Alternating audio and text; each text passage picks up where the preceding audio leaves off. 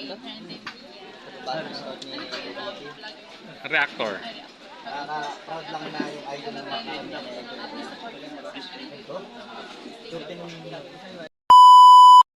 Hi guys! Welcome back to my channel, Trending Pia po. Ayan, bago natin start ating reaction video po, salamatan mo natin si Lord. Thank you po. Siyempre guys, pasalamatan natin na may video. Ayan, Kalingap Edo, kung hindi ka pa nakasubscribe, subscribe ka na po. At huwag kalimutan suportahan po. Siyempre, ama ng Kalingap Gabal Santos Matubang, Kalingap Rob, Ate Edna, si Ma'am Jack po, ayan, Kalingap Mikoy, at si Kuya Jomar Vlogs. Please support po natin. Ayan, maraming salamat po sa lahat na nagla-like, nag-share, nagsusubscribe kay Trending Pia. Maraming salamat po. So ngayon guys, i-reaction natin. Sinabi ni Kalingap Edo kagabi sa kanyang live. Grabe! Proud boyfriend. Nakakatuwa naman. At sa mga nagtatanong po, excuse guys, sa mga nagtatanong kasi bakit daw? Kasi para baka ma-issue nyo pa, ayan. Kaya po ganyan magsalita si Kalingap Edo. It's either po bagong adjust ng kanyang ngipin or bagong palit yung kanyang rubber. Talagang yan po ay masakit. Lalo pag adjust guys, masakit po yan. At saka medyo alangan ka pa or baka pinaltan yung rubber, kaya may nakakapansin na bakit daw ganun magsalita si Kalingap Edo. Ayan, dahil po sa braces niya yan. Grabe. Talagang mas pumupogi palalo ang ating Kalingap Edo. So ngayon sabi niya nga dito guys, ayan, although lahat naman talaga na Kalingap Angels ay magaganda, may iba't ibang ganda, pero kakaiba po talaga ang ganda, syempre, ni Beyonce, ni Carla, at ni Joy. Kakaiba po talaga. Pero si Beyonce, ibang-iba din lalo at ang kanyang height. Talagang ang height niya ay pang modelo talaga. Grabe. Hindi lang talaga mukha ang height, di ba? Grabe guys, ayan, pakinggan po natin sabi ni Kalingap Edo. Yes, ang gaganda ng lahat, no? Ang gaganda ng lahat. Totoo, pero maganda syempre, lahat. ibang-iba pa rin sa atin si ano. Ang ating nag-iisang YP, guys. Yes, ibang-iba pa rin ang ganda ng kanya nag-iisang YP. Grabe.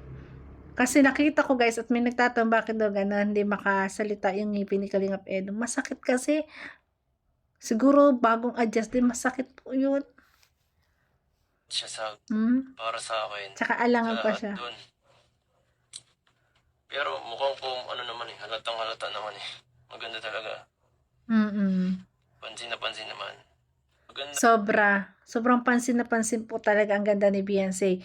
Yung height, yung stand up nga, yung tindi, guys, talaga naman, grabe.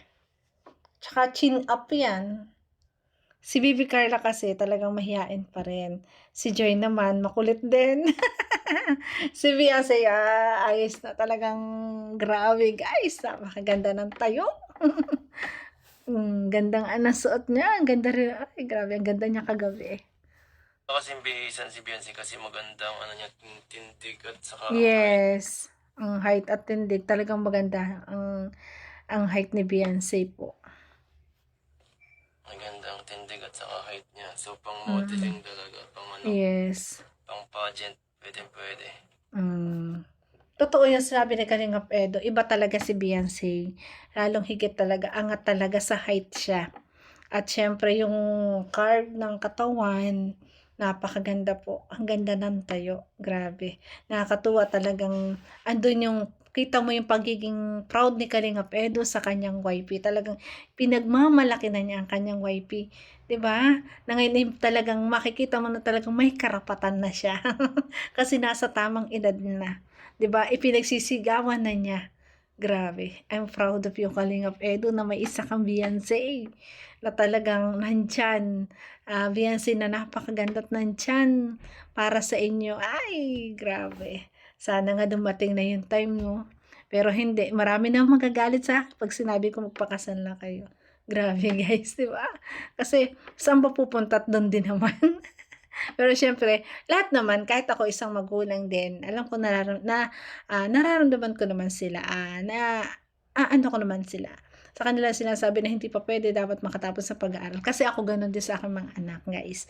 Ang mga anak ko, yung dalawa kong nasa ibang bansa, guys, puro sila tapos sa pag-aaral.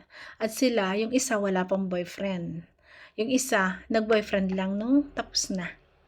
'Di ba? Pero iba naman kasi si Beyonce, kasi si Beyonce naman talagang andun na, talagang masasabi na lang natin na achieve na yung kanyang goal, nakatulong na siya sa pamilya, may negosyo na, at ang iniintay na lang niya, ang goal na lang niya sa kanyang sarili, yung makatapos siya ng pag-aaral. Kasi para naman sa akin, magagawa naman niya yun na kahit mag-asawa siya, eh.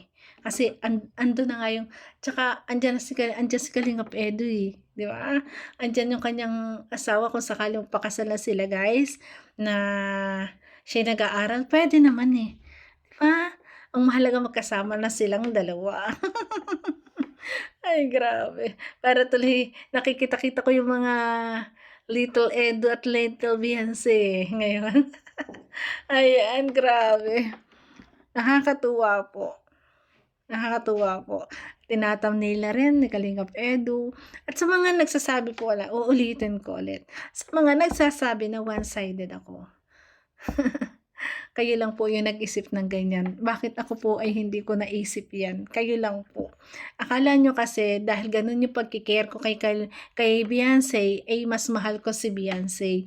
No po, nagkikare ako ng ganun kasi naging parang parang pinararamdam ko lang or parang nagiging magulang lang ako sa mga advice kong ganon. Grabe guys. Pero hindi ko maano sa kaiba, bakit ang iniisip one-sided ako. Dahil ba dun sa mga nangyayari ng hindi po. Ang iniisip ko po dun bilang isang magulang na mangyari din sa aking anak, nagkikare lang po tayo. Kaya sana po maunawaan. Kung sa inyo po, sa bagay, hindi ko naman mapiplease kayo kung anong mga iniisip nyo at kung anong mga gusto niyo sabihin sa akin, sabihin niyo lang, okay lang po. Sabihin niyo lang na sabihin ang masakit na salita about sa akin. Wala po yung problema sa akin. Kasi alam ko at kilala ko yung sarili ko, mas kilala ko. Tulad po ng mga lahat na nasa YouTube, ayan, hindi po ako nagagalit, wala po akong karapatan magalit sa inyo kasi opinion niyo po yan. Pero pinaliliwanag ko lang po na hindi po ako one-sided. Hindi ko pwedeng mahalin na si Beyonce lang. Hindi ko pwedeng mahalin na si Ed lang. Parehas po natin yang mahal kasi EDSI nga po. Paano magiging EDSI kung isa lang yung pinapanigan mo, kung isa lang yung minamahal mo, 'di ba? Oh, 'di ba guys? Ako nga, 'di ba? Noon nga sabi do sa Dibo na talagang magsasabit kaming lahat doon. Inano ko yung pera ko na dalawa kasi gusto ko sa kanilang dalawa. Gusto ko silang dalawa pantay lang. Parehas ko silang bibigyan. 'Di ba? Kasi hindi po ako one-sided. Sorry po doon sa mga talaga nag-isip sa akin at sa mga nag-sorry sa akin na natutuwa din naman ako doon sa mga nag-sorry sa akin na, Ma'am Pia, sorry po kasi ng mga time po ay nagsalita din po ako ng masama sa inyo. Okay lang po 'yon. Kaya sabi ko nga sa inyo kahit anong sabihin niyo sa akin, hindi po ako magagalit sa inyo. Mas mamahalin ko pa kayo guys. Kasi naunawaan ko po kayo. At sana unawain niyo rin ako bilang isang magulang po. Kaya lang ako nag-reaction ng ganon. So yun guys, thank you so much po. Ayan, si Kalingap Edu na talaga ramdam natin ngayon na ibang-iba na po talaga. Talagang nandun na yung proud na siya talaga. Proud, although noon proud na naman, 'di ba? Noon naman proud na siya. Pero ngayon talagang pinagsisigawan na talagang wala nang pakialam sa iba kung ano sabihin ng iba kasi nga nasa tamang edad na naman si Beyonce at malaya na naman sila sa kanilang relasyon, 'di ba? So guys, thank you for watching at kung nagustuhan mo reaction video ko, baka pwede po like, share, and subscribe. Trending Pia po. Maraming salamat. God bless. Ingat palagi. Bye-bye po.